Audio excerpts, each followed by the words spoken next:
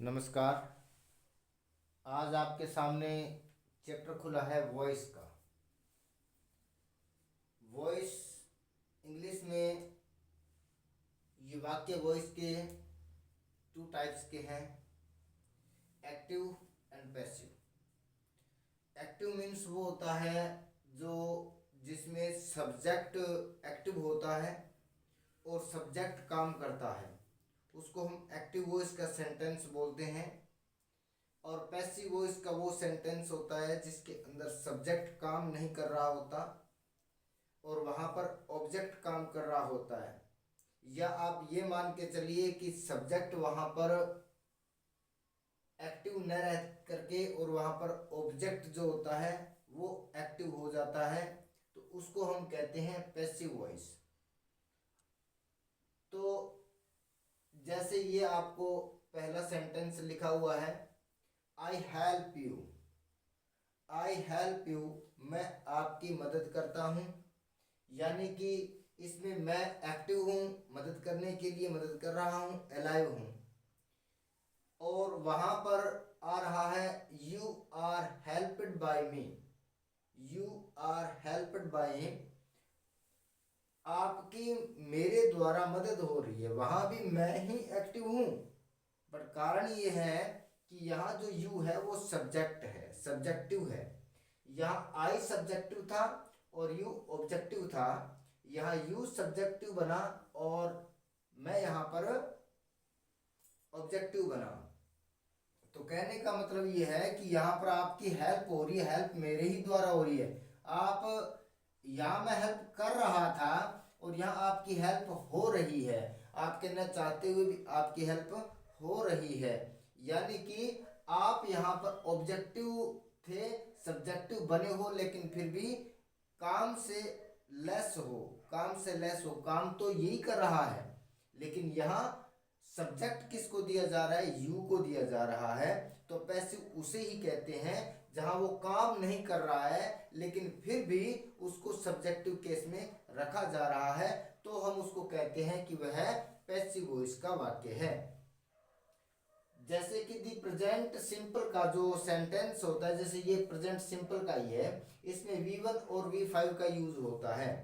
जो plural subject जो होते हैं उनके साथ V1 लगता है, जैसे आई प्लूरल है तो आई हेल्प लगा है।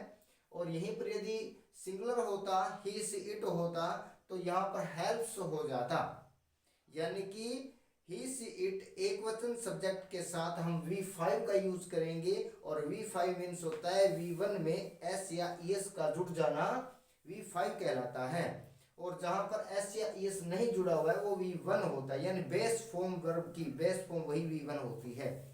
तो आई वी यू दे यानी कि प्लूरल सब्जेक्ट के साथ आप बेस फॉर्म यूज करोगे V1, और singular subject he see it name इनके साथ आप लोग यूज करोगे V5, यानी कि V1 में एस या एस लगा करके। तो जब आप इस प्रेजेंट सिंपल का चेंज करते हो पैसिव वॉइस के अंदर, तो आपको क्या करना होगा, आपको इसमें इज एम या आर का सहारा लेना है। हेल्पिंग वर्ब्स में इज एम या आर लगाना है। इज सिंगुलर में, एम सिर्फ आई के लिए और आर प्लूरल्स के लिए होता है, लेकिन सबके साथ V3 ही यूज करना है। तो पैसिव वॉइस की विशेष पहचान ये हो जाती है कि जहां पर V सिर्फ थर्ड फॉर्म में ही यूज होता है उसको हम कहते हैं पैसिव वॉइस। तो यहाँ दी प्रेजेंट कंटिन्यूअस में देखिए, दी प्रेजेंट कंटिन्यूअस में क्या होता है कि इज एम आर के साथ V5 V4 यूज होता है। इज एम आर के साथ V4, और V4 का मीन्स होता है V1 में ING जोड़ देना। तो यहाँ पर V1 में ING जोड़ के क्या बनाओगे, जैसे इसमें आप कहते हो कि I am learning a book, है ना, इस तरीके से कह रहे हो आप लोग, तो ING फॉर्म यूज कर रहे हो तो V4 है। तो आप क्या करोगे, इज आर ही रखोगे वहां, लेकिन इसके आगे ING है इसलिए उसका बीइंग करके और फिर उसको V3 में चेंज कर दोगे आप लोग। उसके नेक्स्ट में दी प्रेजेंट परफेक्ट में क्या होता है कि हैज हैव के साथ V3 आता है। हैज हैव के साथ V3 आता है तो हमें इसको हैज हैव बीन लगा के V3 कर देना है। हैज हैव बीन लगा के V3 कर देना है। उसी प्रकार दी पास्ट सिंपल में V2 होता है। V2 होता है तो हम क्या करेंगे, वाज या वर लगा के V3 लगा देंगे, वाज या वर लगा के V3 लगा देंगे। उसी प्रकार दी पास्ट कंटिन्यूअस में क्या होता है कि वाज वर में V4 आता है, तो हम क्या करेंगे, वाज वर के साथ बीइंग लगा करके और V3 कर देंगे। उसी प्रकार दी पास्ट परफेक्ट में होता है हैड प्लस V3 होता है, तो आप यहाँ क्या कर दोगे, हैड बीन प्लस V3 कर दोगे। और उसके बाद अब आप देख रहे हो कि इसमें क्या बच गया, द प्रेजेंट टेंस के अंदर द प्रेजेंट परफेक्ट कंटिन्यूअस का पैसिव वॉइस नहीं बनता। उसी प्रकार पास्ट के अंदर भी द पास्ट परफेक्ट कंटिन्यूअस का पैसिव वॉइस नहीं बनता। उसी प्रकार द फ्यूचर टेंस के अंदर किसका बन रहा है, सिर्फ सिंपल का ही बन रहा है, ना कंटिन्यूअस का बन रहा, ना परफेक्ट का बन रहा, और ना ही इसके अंदर परफेक्ट कंटिन्यूअस का बन रहा है। तो इसके अंदर क्या लगाओगे, सेल विल के साथ V1 लगा होता है तो आप सेल विल बी लगा करके V3 कर दोगे।